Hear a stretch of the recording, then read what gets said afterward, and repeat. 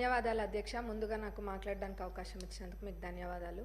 మా పాలకుర్తి నియోజకవర్గంలోని పెద్దవంగర మండలం 2016లో ఏర్పడింది. అది పేరుకి మండలం అయితే ఏర్పాటు చేసిండ్రు, కానీ అన్ని గవర్నమెంట్ ఆఫీసెస్ అన్నీ కూడా రెంటెడ్ బిల్డింగ్స్లోనే ఉన్నాయి. దీనికి ఒక దాతలు ముందుకొచ్చి స్థలం ఇవ్వడం కూడా జరిగింది. దాంట్లో ఎంఆర్ఓ ఆఫీస్ ఆల్రెడీ ప్రారంభించి 50% పనులు కూడా పూర్తయినాయి. మిగతా 50% పనులు ఏవైతే ఉన్నాయో దానికి 1 కోటి రూపాయలు అయితే ఆ బిల్డింగ్ సంపూర్ణంగా పూర్తవుతుంది.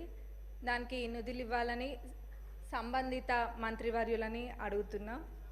అట్లనే అదే స్థలంలో ఎంపీడీఓ ఆఫీసు నిర్మించడానికి కూడా ప్లేస్ ఉంది, కాబట్టి దానికి కూడా శాంక్షన్ ఇవ్వాలి, ఆ నిధులు కూడా ఇవ్వాలి. అక్కడ పోలీస్ స్టేషన్కి కూడా స్థలం లేదు. పోలీస్ స్టేషన్ కూడా రెంటెడ్ బిల్డింగ్లోనే ఉంటుంది, కాబట్టి పోలీస్ స్టేషన్కి కూడా స్థలము మరియు నిధులు ఇవ్వాలని కోరుకుంటున్నా ఇన్ఛార్జ్ మినిస్టర్ గారిని, అట్లనే సంబంధిత మంత్రివర్యులని కూడా. ఇంకా మా పాలకుర్తి నియోజకవర్గంలోని పాలకుర్తి మండల్లో బస్ స్టేషన్, ఆ బస్ స్టేషన్ అయితే ఎవరు పట్టించుకున్న నాదుడే లేడు ఇన్ని రోజులు. మొన్న ఒక పెద్ద యాక్సిడెంట్ జరిగింది, బస్సు లారీ 2 కూడా ఢీకొన్నాయి. అయితే అక్కడ ఒక పాలకుర్తి సెంటర్ అని ఉంటుంది, ఆ సెంటర్లోనే బస్ స్టాండ్ అనేది యూజ్ చేయకుండా ప్రయాణికులు అందరూ కూడా అక్కడనే బస్ ఎక్కుతారు. ఎప్పుడు కూడా ఆ బస్ స్టేషన్ అనేది యూజ్ చేయలేదు.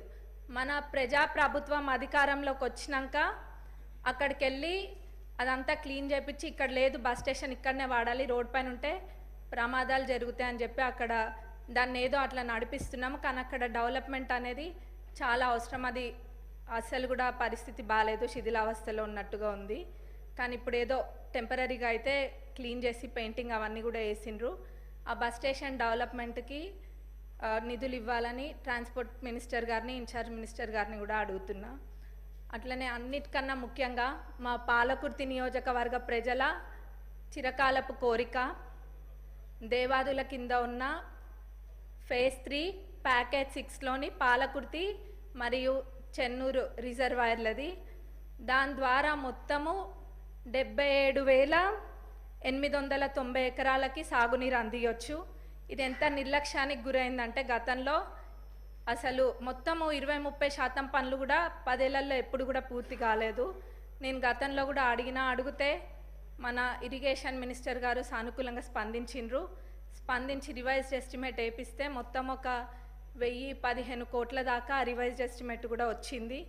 వారు దేవాదులలో ప్రత్యేక శ్రద్ధ చూపిస్తున్నారు మన ఇరిగేషన్ మినిస్టర్ గారు కూడా. ఎందుకంటే తక్కువ దాంతో ఎక్కువ ఆయకట్టుకి నీళ్ళు వస్తాయని చెప్పి ప్రభుత్వం వచ్చినాక, మన ప్రజాప్రభుత్వం అధికారంలోకి వచ్చినాక అదే చేస్తున్నారు. ఎక్కడైనా కానీ తక్కువ ఖర్చుతోటి ఎక్కువ ఆయకట్టు ఎక్కువ వస్తుందో అట్లాంటి ప్రాజెక్టుల పైన దృష్టి పెట్టడం జరిగింది. అందులో మా పాలకుర్తి చెన్నూరు ఇది దేవాదులది కూడా ఉంది.